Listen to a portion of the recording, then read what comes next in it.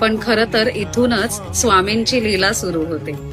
इथूनच खरं तर तुम्हाला स्वामींवरती विश्वास ठेवून जे जसं होतंय तसं अथक परिश्रम आणि प्रयत्न करत राहणं गरजेचं आहे. मंडळी, एक आई जेव्हा ना बाळाला हवेत भिरकावते तेव्हा ते बाळ न घाबरता हसत असतं. का? कारण त्याच्या आईवर संपूर्ण विश्वास असतो की आई मला पडू नाही देणार किंवा लागू नाही देणार. तसंच आपल्यालाही काही गोष्टींमध्ये म्हणजे आपण कधी कधी जेव्हा गोष्टी होतात ना तेव्हा विचार करतो की हे कसं काय शक्य आहे. पण ते तुम्ही तुमच्या बुद्धीच्या कुवतीवर न ठरवता तुम्हाला या गोष्टीचा विश्वास असला पाहिजे की स्वामी हे घडवतायत आणि हे होऊनच राहणार. ते कसं, कधी, कुठे ह्याचा तुम्ही विचार नका करू.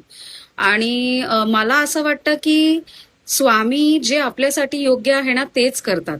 तर त्याच्यामुळे तुमचा फक्त विश्वास त्यांच्यावर असणं खूप